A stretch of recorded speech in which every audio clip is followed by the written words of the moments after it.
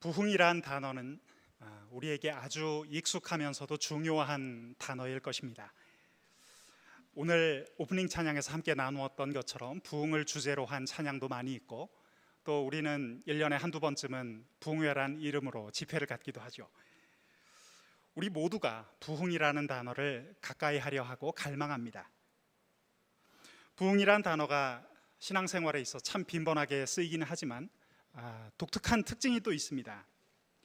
부흥이 뭐라고 생각하는지 질문을 던지면 많은 교우들이 선뜻 대답을 잘 하지 못하는 것을 또 발견할 수 있습니다. 기독교 신앙에서 부흥은 굉장히 큰 의미를 갖는데 선뜻 대답을 잘 못하는 경우가 많이 있죠. 또 부흥과 관련해서 아주 재미있는 현상 중에 하나는 오늘날 제법 많은 사람들이 부흥을 이야기할 때 곧바로 숫자 혹은 양적인 성장과 연결시켜 생각한다는 것입니다. 제가 아는 목사님들, 교인들, 여러분들과 대화를 나눌 때가 종종 있습니다. 이런 대화가 오갑니다. 요즘 사역하시는 교회가 좀 어떠신가요? 올 초에는 몇 명 정도 모이다가 요즘에는 조금 숫자가 늘었습니다. 몇 명 정도 모입니다. 이런 대답을 하면 성장하고 있군요. 곧 부흥하겠군요. 이런 인사들이 오가는 것을 볼 수 있습니다. 즉 숫자적으로 늘어나면 부흥한다고 쉽게 생각을 하는 것이죠. 여러분, 물론 수적으로 성장하는 것도 중요합니다. 그것도 부흥의 중요한 현상일 수 있습니다. 하지만 숫자만으로 하나님의 부흥을 생각하기에는 어딘가 분명히 부족한 점이 느껴집니다. 성경은 숫자 외에도 부흥과 관련된 아주 중요한 이야기들을 하고 있기 때문입니다. 오늘 우리가 함께 읽었던 본문 말씀인 하박국서 3장 2절은 한글 성경에서 부흥이란 단어가 언급되는 몇 안 되는 곳 중 하나입니다. 말씀을 다시 보겠습니다. 여호와여, 내가 주께 대한 소문을 듣고 놀랐나이다. 여호와여, 주는 주의 일을 이 수년 내에 부흥하게 하옵소서. 이 수년 내에 나타내시옵소서. 진노 중에라도 긍휼을 잊지 마옵소서. 어떤 배경에서 이와 같은 말씀이 나왔을까요? 여러분, 하박국서는 하박국 선지자가 하나님 앞에 가졌던 많은 의혹, 의문, 섭섭한 마음을 토로하면서 이야기가 전개되고 있습니다. 하박국서 1장 2절, 3절의 말씀을 보시면 다음과 같습니다. 자막이 있으면 띄워주시면 좋겠습니다. 여호와여, 내가 부르짖어도 주께서 듣지 아니하시니 어느 때까지리이까? 내가 강포로 말미암아 외쳐도 주께서 구원하지 아니하시나이다. 어찌하여 내게 죄악을 보게 하시며 패역을 눈으로 보게 하시나이까? 겁탈과 강포가 내 앞에 있고 변론과 분쟁이 일어났나이다.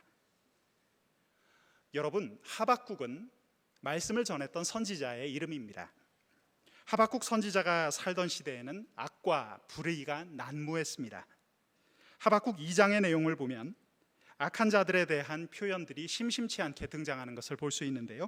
자막을 띄워주시면 이런 표현들이 아주 특징적입니다. 자막을 함께 보겠습니다.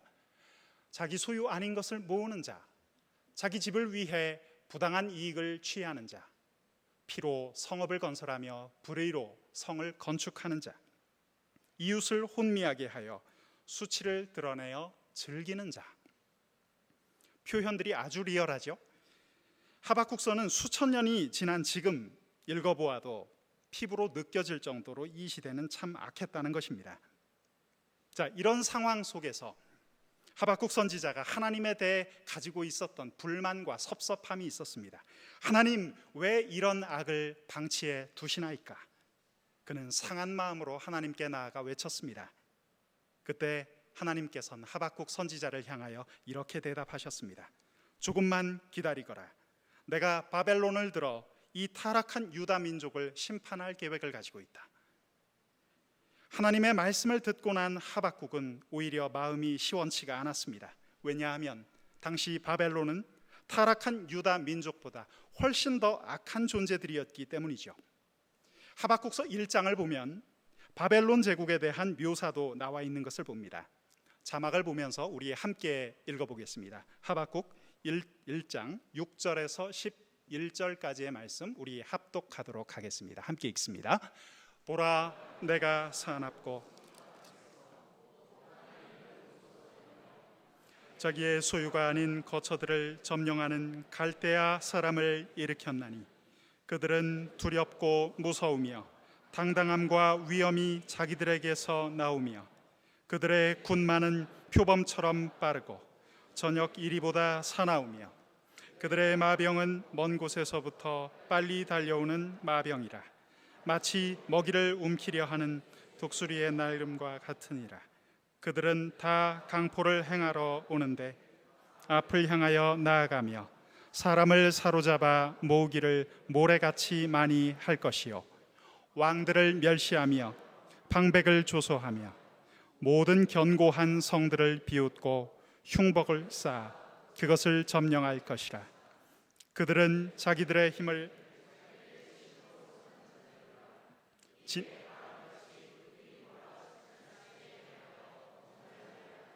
아멘. 하박국 선지자는 도무지 이해가 되지를 않았습니다. 왜냐하면 악을 심판하시겠다면서 하나님께서는 오히려 더욱 악한 존재를 들어 심판하시겠다는 말씀을 하셨기 때문이죠. 하박국은 그리해서 다시 하나님 앞에 나아가 외친 것입니다. 주께서는 눈이 정결하심으로 악을 참아보지 못하시며 패역을 참아보지 못하시거늘 어찌하여 거짓된 자들을 방관하시며 악인이 자기보다 의로운 사람을 삼키는데도 잠잠하십니까?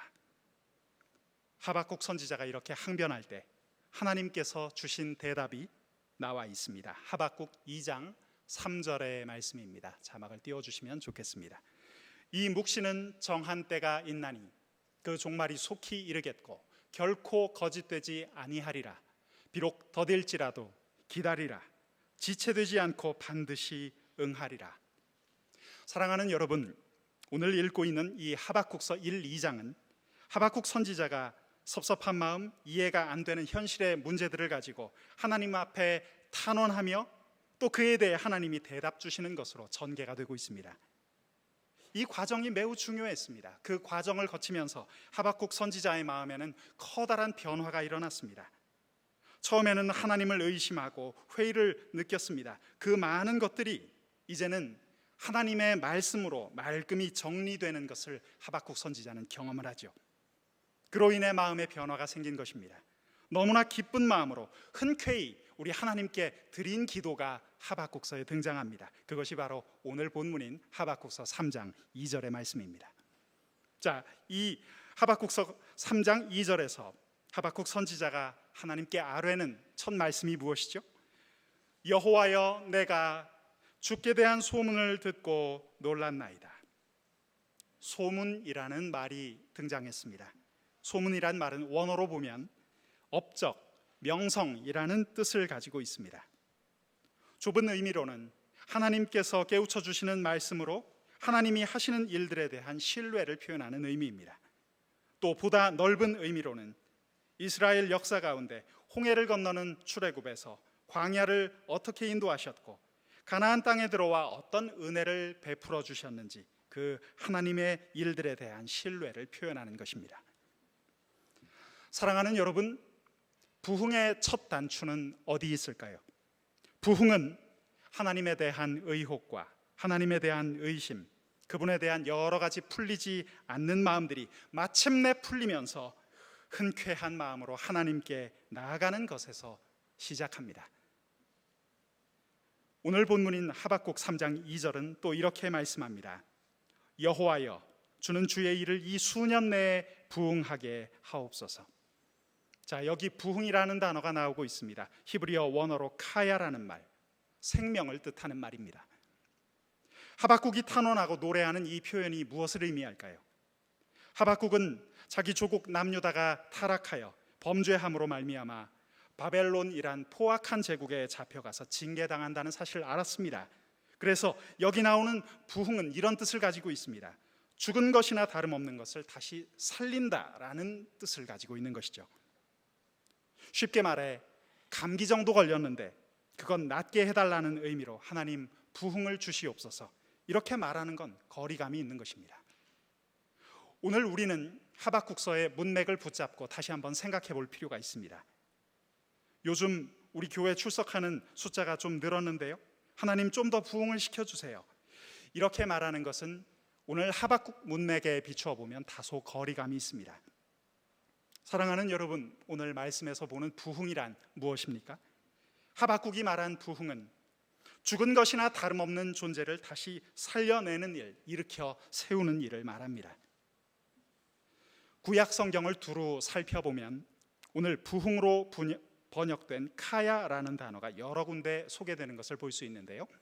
자, 예를 찾아보겠습니다. 자막을 띄워주시면 열왕기상 17장 22절의 말씀, 여호와께서 엘리야의 소리를 들으심으로 그 아이의 혼이 몸으로 돌아오고 살아난지라. 여러분, 살아났다라는 단어에 주목을 해보십시오. 또 있습니다. 아모스 5장 4절, 여호와께서 이스라엘 족속에게 이와 같이 말씀하시기를 너희는 나를 찾으라 그리하면 살리라.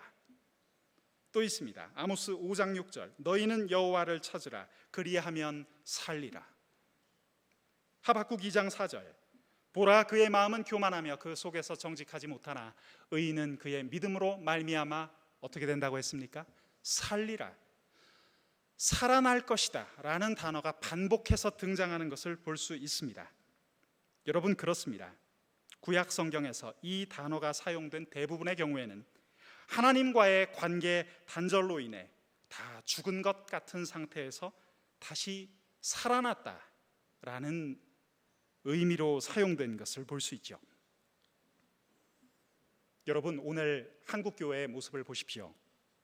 오늘날 한국교회의 모습은 감기 걸려서 기침하는 정도에 그치지 않습니다. 우리 젊은이들의 이야기를 들어보면 그 심각성을 느끼게 됩니다. 지금 젊은이들 가운데 교회라는 단어를 들으면 대화를 더 이상 하지 않으려는 그런 풍조가 있습니다. 복음을 전해야 할 우리는 이 세상 누구보다도 신뢰감으로 무장되어야 하는데 지금 우리의 상황은 사실 녹록치가 못합니다. 아주 거친 환경이 우리 앞에 놓여 있습니다. 한국교회에 대한 부정적인 이미지가 고착화될수록 우리 한국교회가 함께 감당해야 할 숙제는 더욱더 커집니다. 이런 모습이 우리의 마음을 다소 무겁게 하지만, 그러나 사랑하는 여러분, 어쩌면 우리에게 희망이 있는지 모릅니다. 역설적이지만 이런 어두운 역사적인 현실 가운데에서 하나님의 부흥의 불꽃은 그렇게 점화되곤 했습니다. 우리는 그렇게 생각할지 모릅니다. 어렵다, 불가능할 것 같다. 아닙니다. 전능하신 하나님은 그것을 가능케 하십니다. 그럴듯한 모조품 부흥이 아닌 진정한 부흥의 물결이 우리 한국교회를 향해서 다가올 수 있습니다. 마태복음 14장을 보면 예수님 없이 제자들끼리 배를 타고 나가는 장면이 소개가 되는데요, 제자들은 그때 풍랑을 만나 죽을 고생을 합니다. 그들이 밤새도록 풍랑과 싸워보았지만 도저히 풍랑을 당해낼 재간이 없었습니다. 그야말로 낙심할 수밖에 없는 상황이었죠. 그 순간은 영적인 밤 사경이라 부를 만한 때였습니다. 그 밤 사경에 우리 주님은 제자들을 찾아오셔서 그들을 건져주셨습니다. 사랑하는 여러분, 우리가 무능력과 우리의 무기력을 깨닫는 순간, 그때가 바로 하나님께서 일하시는 때입니다. 우리의 무기력을 자각하는 밤 사경, 그 칠흑같이 깜깜한 그 시간이 바로 진정한 부흥이 시작되는 때입니다. 우리 가정으로 눈을 돌려보시죠. 그냥 부부간에 이견이 있고 좀 다투는 정도라면 노력하고 개선하면 될 일입니다. 부흥이 필요한 집은 어떤 곳일까요? 이제 우리 집은 다 끝났구나, 헤어지는 것 외에는 대안이 없구나, 이렇게 말하는 벼랑 끝 가정입니다. 여러분, 부흥은 무엇입니까? 하나님, 희망 없는 우리 부부, 우리 자녀 일으켜 살려 주시옵소서, 이렇게 외치는 것이 부흥입니다. 그렇기에 부흥이란 단어는 아무렇게나 붙여 쓰기에는 참 조심스러운 말입니다. 사람이 좀 많이 모이면 부흥을 한 것일까요? 숫자가 좀 늘어나면 정말 부흥하고 있는 것입니까? 여러분, 그렇게 말하기에는 어딘가 부족함을 느끼게 됩니다. 우리 성경을 읽어봅시다. 우리 다 함께 교회 역사의 페이지를 천천히 넘겨봅시다. 양적으로 늘어났다고 해서 그것이 곧 하나님의 부흥을 말하는 것은 아니었습니다. 지금 한국 교회 내에서 심각하게 문제를 일으키고 있는 교회들은 대부분이 숫자 많다고, 헌금 많이 들어온다고 자랑하는 교회들이었습니다. 우리가 정말 부흥하고 있다 이렇게 자신감 있게 말하려면 부흥이 보여주는 본질적인 특징이 나타나야 합니다. 여기저기서 영적으로 죽어가는 사람들이 일어나야 하고, 이제 더 소망이 없어 말하는 사람들이 다시 하나님의 메시지를 발견해야 합니다. 가정이 다시 하나 되어야 하고, 떠나던 자녀들이 우리 주님의 품으로 다시 돌아오는 일들이, 그런 일들이 일어나야 합니다. 말씀을 도외시한 채 뭐 좀 재미있는 흥미거리 없을까 기웃기웃거리던 사람들이 다시 하나님의 빛나는 그 영광을 체험하고 말씀과 기도로 변화되는 일이 일어나야 합니다. 그것이 바로 성경이 전하는 부흥의 의미입니다. 구약성경 이사야서를 또 한 구절 보겠습니다. 히스기야 왕이 자신이 죽게 될 상황인 것을 알고 눈물로 부르짖는 애절한 상황이죠. 말씀을 함께 읽겠습니다. 주여, 사람이 사는 것이 이에 있고 내 심령의 생명도 나를 치료하시며 나를 살려 주옵소서. 히스기야 왕이 토해냈던 이 절박한 마음이 오늘 우리에게도 전달되기를 원합니다. 이것이 어쩌면 부흥을 기다리는 자세일 것입니다. 히스기야의 눈물은 죽음의 상태에서 부르짖는 절박한 눈물이었습니다. 여러분, 그렇습니다. 낮아진 마음으로 하나님 앞에 나와 손을 모으고 기도하는 자리가 바로 부흥이 시작되는 자리입니다. 누가 부흥을 꿈꿀 수 있습니까? 우리는 그런 생각들을 하죠. 내가 월급도 그럭저럭 받고 먹고 싶은 거 먹을 수 있고 여행 가고 싶을 때 찾아다닐 수 있고 잠잘 곳, 좋은 곳 있고 괜찮은 것 같은데, 그렇게 생각하고 살다가 어느 날 깨닫는 것이죠. 어느 날 뼈아픈 자각을 하게 되는 것입니다. 아니구나. 내가 지금까지 배부르게 살았구나. 겉이 멀쩡하다고 잘 산다고 내가 착각했구나. 내 영은 서서히 죽어가고 있었는데 남들 사는 것만큼 살면 되지, 그렇게 생각한다고 정말 살아있는 것이 아니었구나. 내 속을 들여다보며 깊은 절망감을 느끼면서 이것을 자각하는 사람이 구하는 것, 그것이 부흥입니다. 어느 날 견딜 수 없는 마음으로 하나님 앞에 홀로 대면하여 기도하던 그 히스기야 왕의 마음, 주여, 사람이 사는 것이 이에 있고 내 심령의 생명도 온전히 거기 있사오니 원하건대 나를 치료하시며 나를 살려주옵소서. 이것을 말하는 상태, 이것이 부흥을 기다리는 사람의 마음입니다. 사랑하는 대광교회 성도 여러분, 그리고 이 자리에 함께하는 우리 젊은이 여러분, 우리에게 정말 부흥이 필요하지 않습니까? 우리의 마음은 어떻습니까? 하나님의 말씀으로부터 멀어져 가며 세상이 던져주는 이 걱정거리들, 복잡한 문제에 빠져 허우적대는 우리 젊은이들에게 부흥이 필요하지 않습니까? 하나님과의 관계가 단절된 이들에게 찾아오는 이유를 알 수 없는 공허함, 그 공허함이 우리의 삶을 채우고 있지는 않습니까? 자려고 누울 때 뭔가 마음이 불안하고 불편하지 않습니까? 사랑하는 여러분, 어쩌면 지금 우리는 주님 앞에 부르짖어야 할 부흥의 시작 지점에 서 있는지도 모릅니다. 성경이 말하는 부흥은 하나님의 주권을 인정하는 세계관을 품는 것입니다. 부흥과 관련해 가장 중요한 포인트는 누가 부흥을 주도하는가의 문제입니다. 오늘 본문 하박국 3장 2절을 보시면, 여호와여, 주는 주의 일을 이 수년 내에 부흥하게 하옵소서. 보십시오, 하박국은 지금 하나님의 주권을 인정하고 있습니다. 하나님의 역사하심, 그것이야말로 진정한 부흥이기 때문입니다. 지금 이 시간 우리의 모습을 돌아봅시다. 내 삶은 어떻습니까? 우리 집의 모습은 어떻습니까? 우리 교회의 모습은 어떻습니까? 누가 우리를 이끌어 가십니까? 부흥을 말할 때 가장 중요한 것은 누가 주도하는가의 문제입니다. 자, 10여 년 전 1907년 평양 대부흥 100주년을 기념하는 행사와 집회들이 열린 적이 있습니다. 한국 교회의 메인 이슈가 되어 있던 때입니다. 그때 한국의 많은 교회들이 부흥이라는 단어를 슬로건으로 내걸고 대형 집회들을 기획 준비하곤 했습니다. 엄청나게 큰 스피커를 틀어놓고 수만 명이 목청을 높여 찬양하고 대대적인 행사들을 치렀습니다. 그런데 100여 년 전 있었던 1907년의 그 부흥의 역사는 잠잠했습니다. 부흥을 부르짖던 2007년 직후부터 우리 한국 교회는 뜻밖에도 급속도로 내리막길을 걷기 시작했습니다. 우리는 그때 아주 멋진 행사들은 치러내었지만 우리의 마음은 하나님 앞에 엎드려 있지 않았기 때문입니다. 하나님은 어떤 분입니까? 우리의 마음의 중심을 보십니다. 여러분, 그때를 기억하실 겁니다. 한국 교회에서 스타급 목사로 주목받던 많은 분들이 이리저리 쓰러지기 시작했습니다.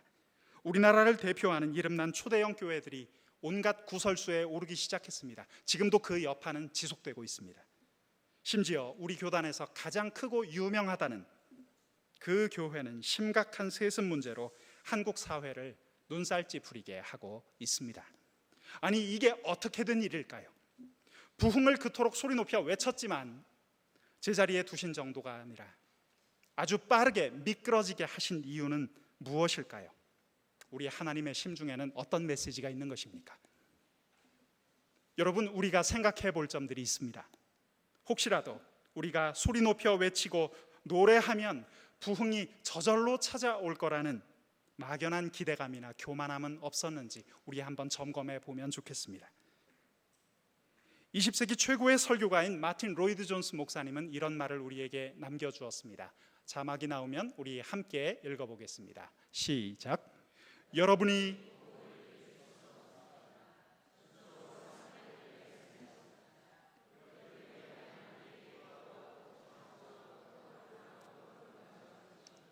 부흥은 하나님께 달려 있습니다. 사랑하는 여러분, 그렇습니다. 성경은 말하고 있습니다. 또 교회의 역사도 증언해 줍니다. 부흥은 결코 들뜬 마음에 소리 지른다고 찾아오는 것은 아닙니다. 우리가 자각해야 할 것이 있습니다. 부흥의 주도성은 우리 하나님께 있습니다. 우리가 이 사실을 겸손히 인정할 때, 하나님의 주권을 인정해 드릴 때, 그리고 성실한 자세로 날마다 준비하며 섬길 때 어느새 부흥은 우리 곁에 다가와 있을 것입니다. 이 사실을 깊이 깨달았기에 하박국서 3장 후반부는 하나님을 향한 놀랍고 아름다운 찬송시로 장식이 되어 있습니다. 암울하고 어두웠던 그 시대 속에서 상황이 바로 바뀐 것은 아닙니다. 그 대신 하나님의 일하심에 대한 기대감, 강력한 확신이 하박국 선지자의 마음을 가득 채운 것이죠. 이것이 바로 하나님 말씀을 통해 시작된 강력한 부흥이었습니다. 하박국 2장 3절의 말씀, 그리고 2장 14절의 말씀을 이어서 읽어보겠습니다. 함께 읽습니다. 이 묵시는 정한 때가 있나니 그 종말이 속히 이르겠고 결코 거짓되지 아니하리라. 비록 더딜지라도 기다리라. 지체되지 않고 반드시 응하리라. 14절의 말씀도 읽습니다. 이는 물이 바다를 덮음같이 여호와의 영광을 인정하는 것이 세상에 가득함이니라. 아멘.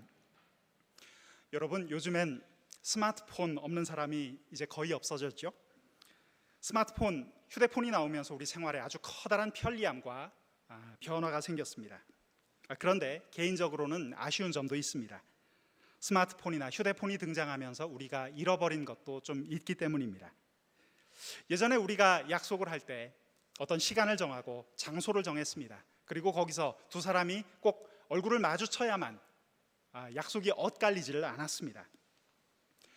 제가 중고등학생 시절을 보내던 제가 살던 청주에서는 본정통거리에 있는 일선당문고 이런 서점 앞에서 만나곤 했습니다. 우리 서울로 치면 저녁 7시에 서울 강남역 뉴욕제과 앞에서 약속을 하고 상대방이 약속 시간에 나오지 않더라도 꼼짝없이 그곳에서 기다리고 있어야만 마주칠 수가 있었습니다.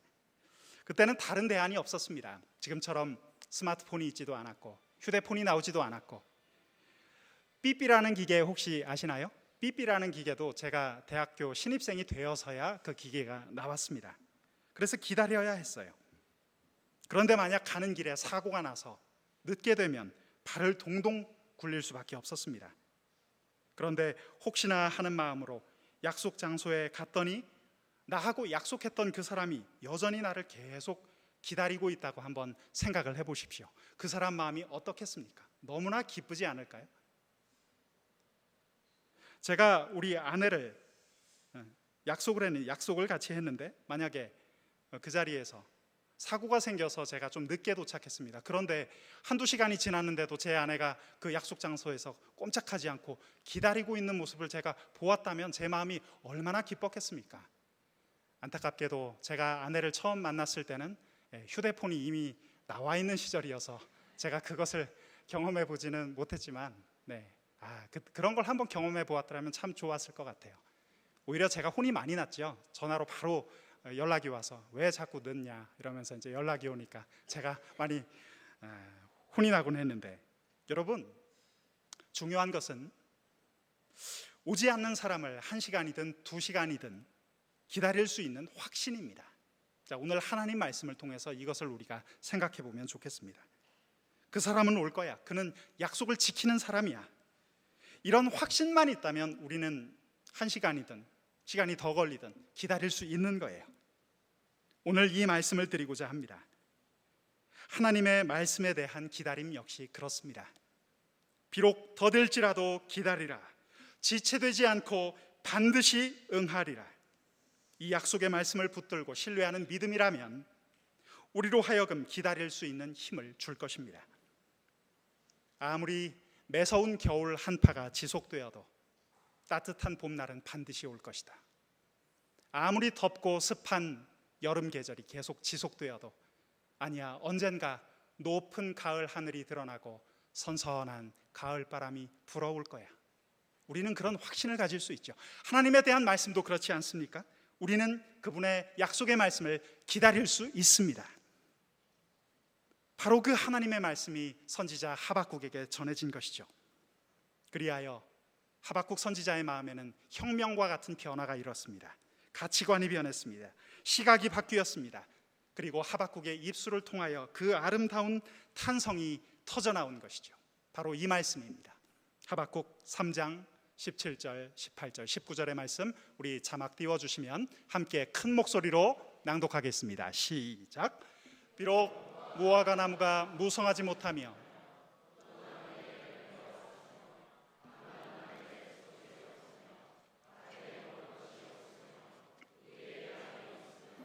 외양간에 소가 없을지라도 나는 여호와로 말미암아 즐거워하며 나의 구원의 하나님으로 말미암아 기뻐하리로다. 주 여호와는 나의 힘이시라. 나의 발을 사슴과 같게 하사 나를 나의 높은 곳으로 다니게 하시리로다. 아멘. 사랑하는 대광교회 형제 자매 여러분, 그리고 이 자리에 있는 젊은이 여러분, 우리 한 사람 한 사람이 간절한 마음으로, 낮아진 마음으로 겸손히 기도의 자리에 앉을 때를 마음속에 그려보십시오. 우리가 그 기도를 마치고 일어서려는 순간 우리 뒤에 수많은 기도의 사람들이 조용히 무릎 꿇고 살아계신 하나님 앞에 나아가는 모습 우리는 보게 될 것입니다. 그것이 바로 진정한 부흥의 때가 아니겠습니까? 기도하겠습니다. 오 주님,